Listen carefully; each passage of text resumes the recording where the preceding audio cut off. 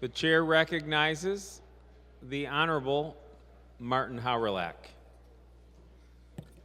Thank you, Mr. Speaker. It's interesting because almost since the day I arrived here nearly 6 years ago, in fact, before I even got here, I knew that this day would come. Luckily for me, it came after 3 two-year terms instead of 1 or 2. But nonetheless, it is still the day for my farewell. And so I've been thinking about what to say off and on since really before I even arrived. And in a peculiar twist, I still haven't even figured it out yet. You know, you guys know that I usually have quite a definitive opinion about a lot of things, but this is one I just can't quite settle down on. There's so much to say, and yet paradoxically, so little to be said. But before I go any further, one thing I do need to say. I need to say a word about the most important person in my life. She has sacrificed a lot during the last 6 years, and I greatly look forward to spending a lot more time together with my wife, Jane, as husband and wife. And to my wife, Jane, I say thank you. And she unfortunately cannot be here, but fortunately she's with her family, and it's a lot warmer there in Sydney, which is in Australia, which is where she's from. And it's early in the morning there, by the way. But returning to my pondering about what to say, I finally figured out that I'll just tell you a little story. It's about a boy. And the story starts when the boy is about 6 years old. It's probably important to note that while he was born in Michigan, the story begins when his family is living in West Virginia and visiting Washington, D.C., the nation's capital.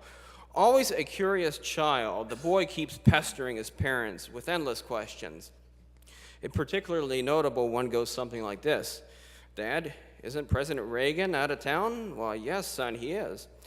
Well, if he's out of town, then who turned on the sprinklers at the White House? This said the boy as his father passed the White House, and they saw a beautifully green lawn being watered. And so the parents of this boy decided to give him a book to keep him occupied. Natural thing for parents to do. The book, you see, was a book about the presidents, and I was going to bring it today, but in my haste to leave town, I left it at home. In 1981, the 40th president was in office. Now, the boy knew about President Reagan, of course. He had heard the names of Roosevelt and Lincoln, Jackson, Jefferson, and, of course, Washington. You know, all the folks that are on the money, of course. Even Grant, who was on the 50, he was fascinated by that $50 bill. But 40, how exciting. The boy was astonished, and yet there were so many, and set about learning all he could about each and every one of them. He memorized their numbers. 35 was Kennedy, 32 Roosevelt, and so on and so forth. It turned out that something in him was sparked that day. That spark eventually grew into a flame, a passion. The boy fell in love and was totally mesmerized by the exceptional American Democratic Republic. He was constantly going to libraries and plowing through research materials, historical, political, and biographical books.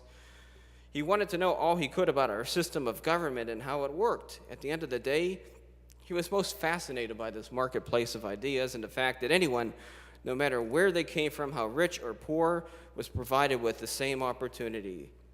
Eventually, he decreed that when he turned 18, he would run for office. In the meantime, he turned his attention toward the study of political parties, ideologies, political theories, and, of course, history.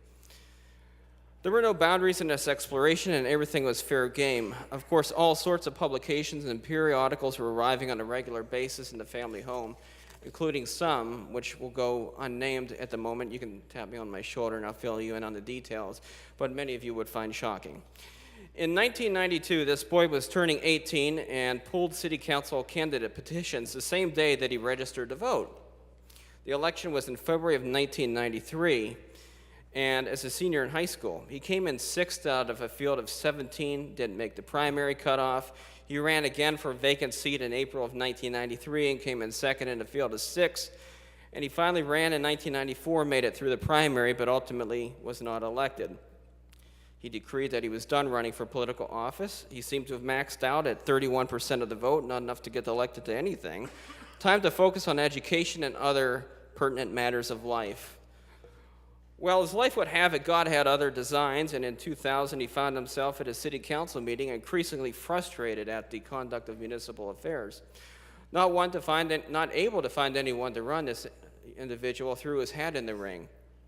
On election night of April 2000, none was more surprised than he to find himself placing first in a field of 4 candidates, including the 2 incumbents. Surely they must have the candidate columns mislabeled. It was not an uncommon occurrence in those days for it to happen. But alas, when all the results were in, he had been elected. The evening of the election, it hit. The man had suddenly realized that now over 80,000 people were depending on him to do the right thing. Not just 1, not just 2. The whole community was depending on him. They were depending on him to serve, to represent them, and to have their collective backs. Now, those who are following me in this story have probably figured out that the boy is me. And after 11 and a half years on the city council and nearly 6 years as a state representative, it's now time for a new chapter in life. But these things, and by the way, all of the things that people say when they get up here and give their farewell is a little opening into kind of who we are as people.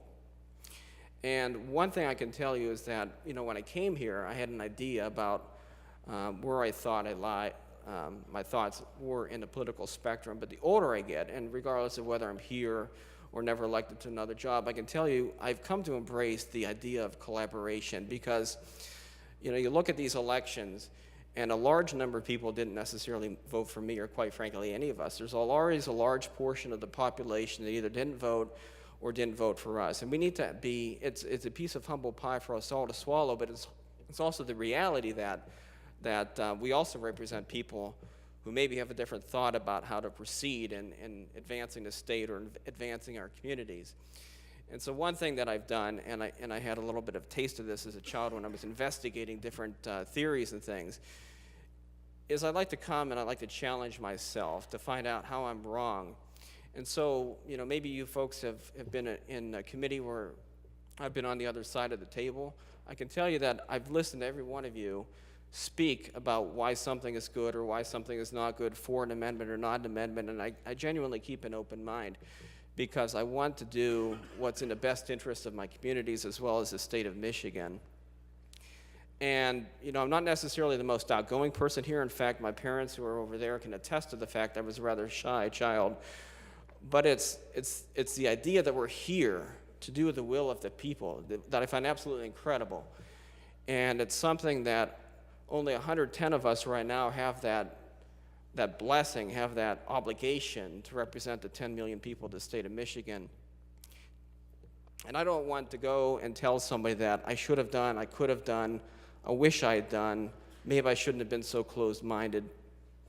So the one thing I didn't write in here that I've been thinking about is that if I said anything to anybody when I was here, I want you to know that I'm sorry if I offended you, because it's always about trying to figure out what's right. And sometimes I get a little passionate about what I do, and I may even have a floor speech later today or before I leave office where I get passionate about something. And it's never personal. It's all about trying to figure out what the right thing to do is. We really are blessed to be here as state representatives, and it's really an honor and an obligation to be here. And so I'm going to wrap it up with a few additional comments. I stand before you telling you these things because we truly live in an incredible country. I've come to realize that we are best off when we work together collaboratively, everyone sacrificing for the greater good, and then we all win as a result. And just as an aside, there are all sorts of bills that I introduced this term. If anybody wants to, take them and run with them next term, be my guest, because I really truly believe in the marketplace of ideas and process improvement. Before I leave, I also want to thank 2 very special people to me, and I know I can't introduce them when they're sitting at my desk, but I can tell you that my parents are 2 incredible people. They've been along with me for this journey, and also my longtime staff member who really has been here since before I got elected with my team, so to say. But as a staff member, many of you have come into my office and met a gentleman who is the purveyor of excellent jokes. We call him the Gentle Giant. Old farm boy, Ray Watts, and looks great for somebody in the 70s, I think.